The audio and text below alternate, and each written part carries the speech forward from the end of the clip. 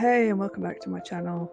So I created a YouTube video a while back about how to create consistent storybook characters with Midjourney that you could use for KDP. But for today, I wanted to talk about coloring books. So I'm going to be outlining a couple of different features that will help you to create consistent coloring book page styles, but also consistent characters within those pages as well.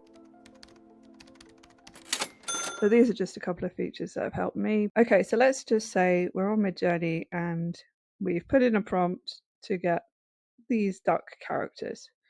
So just to say for this, I just put duck coloring page for kids, kawaii eyes, 2D vector image, simple line art, clean lines, isolated image on white background. So this is what's come out, these ducks. So I decided to upscale this one, and then we get this duck here, and then as we've upscaled it, we get these options here, which are very strong and very subtle. I found that if you want to make some more significant changes, you need to put very strong. And also for the settings, you need to make sure, let me just show you. So I was actually on stylize low, remix mode, high variation mode, and I just had it on fast. Obviously, you can have it whenever you want. But these are the settings that I had to do what I'm about to show you at this point. Okay, so basically, all I change is one thing. So it's going to be the actual item.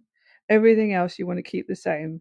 So the trick is, as much as possible, to not change the prompt, to only change the smallest details that you can, and that's going to bring you the best results.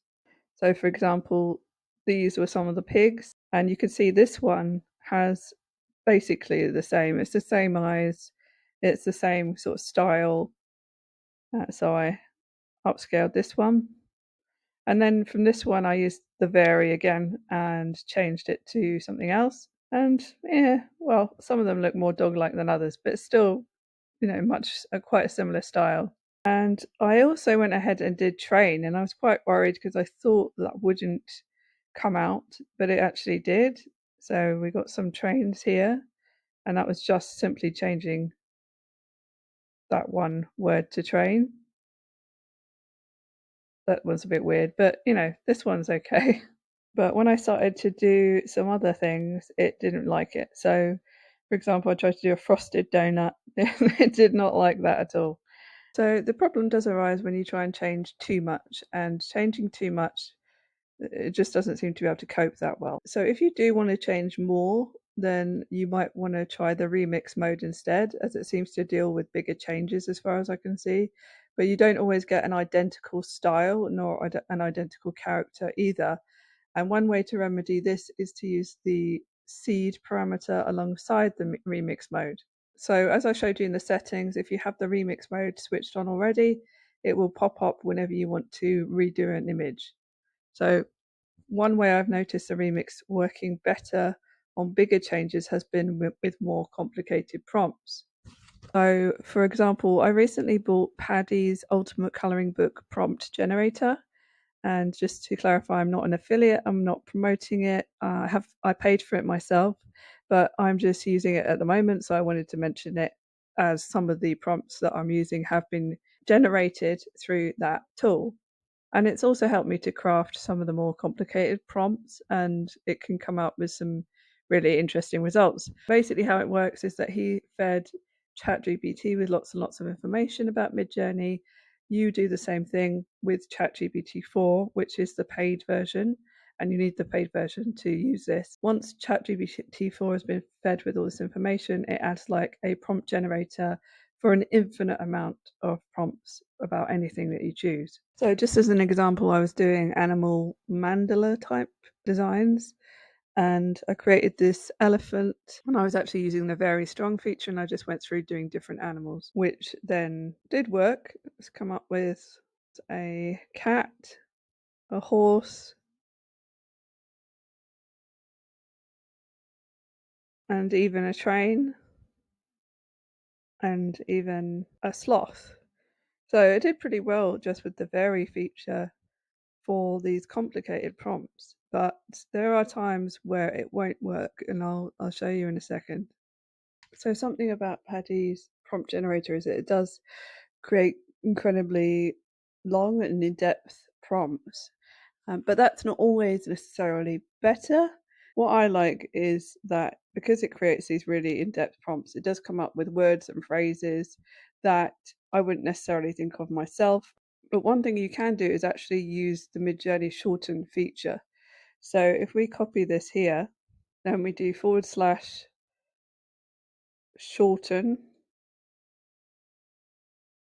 and then we put in our prompt there. And then what it does is it actually creates some much shorter prompts. And what we can do is just by clicking the buttons, we can actually check out all those prompts. So these are a result from the shorter prompts, which are some really nice images. Another feature that you can use is the describe feature, just /describe. So you upload any image. I chose this cat. And then what Midjourney actually does is it comes up with some potential prompts that you could use to create a similar result. So I'd started doing these fairy prompts, and these were created using the prompt generator. What I tried to do with the fairy mode was actually to get her to be sitting on a toadstool rather than just this image. And using the fairy feature, it did not do anything. It just kind of created some other images like this, but she wasn't sitting on a toadstool. So what I did instead was use the remix feature, and we got these. So make sure you have the remix setting turned on, as I showed you in the settings earlier. Therefore, you don't have to add anything. You can just, it'll do it automatically every time you have these four. And it came up with these. The only thing is that they weren't really consistent with that character that we had in the beginning. So one thing that you could do is actually add the seed as well. While it doesn't always work, adding the seed parameter can create a lot more of a similar style or similar characters if using a very similar prompt. The more your original prompt changes, the less seed has any impact on the result. But when it comes to the vary option, you could also use it to create the same character but in different poses just by hitting vary and keeping the same prompt or adding very, very minute changes to it. So you could even create different characters but in an identical style. So let's say we wanted the seed of this particular image. We'd just go to the dots and go to envelope. Then Midjourney actually sends us an image with the seed number on it, and we can grab that. So let's say we want to create a little girl rather than a little boy with long hair. So just go to the remix mode. We only change the girl out, and we've also put the seed. I've already done this, so I put the seed in, and it's like this with 2 dashes, seed, and then the number. Okay, so what you'll usually find is some of the images are very alike to some of the other images in the original. So if we look here, we can see this one with the stars is identical to this one with the stars. It's just slightly different. This is a boy with longer hair, and it'll be the same with some of the others. Some of the others will be similar as well. And again, it all depends how similar your prompt is going to be. So the seed only really works when it's really closely connected to the original prompt. And the closer it is to the original prompt, the more there will be those similarities. And just out of interest, let's try with the vary mode. So I'm going to upscale this one and see if we could do something a bit different.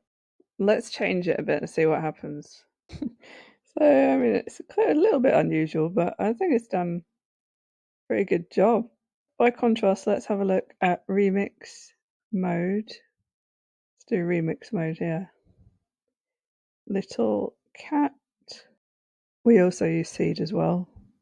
There's no harm in using it. It's, if anything, it's going to help to create a similar result.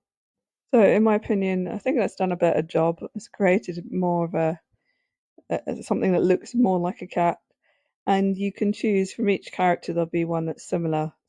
So let's say this girl would work well with this cat in the same colouring book, and so on. So definitely sometimes the remix mode is better if you're doing something that's quite different to the original. So this video was going to be something completely different originally. I was actually going to talk about some problems that you can have while trying to create a colouring book in Midjourney, because I think that there are lots of videos about how you can put together a colouring book in 30 minutes or whatever it is. But there isn't so much talking about actually some of the other things that go into it, like the research aspect, like how long it actually takes to get some decent images sometimes if you're doing more complicated images.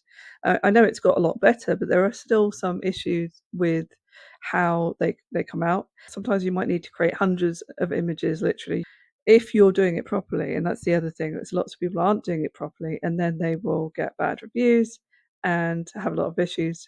There was actually a video that I watched recently, which was an income report, and he actually goes into how much he made in total with these 20 colouring books, as well as he actually shows all of them, which I wouldn't personally do. That's brave. That's brave of him. If thousands of people watch this, which 16,000 people watched it, you can guarantee that not everyone is going to have your best interests at heart. And unfortunately, you do get copycats copying what you've done, or even people going on there leaving bad reviews. Another thing to take note of is that some people really hate AI, and people really hate people creating art with AI or AI coloring books. So they would jump at the chance to leave a bad review if they know that something is generated with AI. So I think you need to be really careful, but also, great to get a real insight. You see these coloring books, you know how much time he's put into them, but ultimately he hasn't made very much money from them. People that think they can go in, do like a few coloring books and bring in thousands of dollars, it's not realistic. I think your best bet is creating something that doesn't look like it's generated by AI to begin with. And that could be a challenge, but from what I've seen, what I've been doing, it seems that it's very good at creating some quite simple images now that would be good in a young kid's coloring book, and you really can't tell with a lot of those images that they're generated by AI. So they could be good incorporated into, for example, an activity book, so not just a coloring book on its own. So I will link to that video in the description. I'll link to Paddy's generator, prompt generator, and I'll also link to a section on Midjourney that explains parameters, because I don't think I mentioned that also in the prompt generator, it often comes out with different parameters, but I tend to take those off and I just use my own. However, it's good to play around with the different parameters, so it's good to learn about what those are. I think I'm going to leave that today. Hopefully this video wasn't too long. But yeah, let me know in the comments, have you created any colouring books yet? How's it going? Do you have any frustrations with it? Let me know, and I will speak to you again very soon.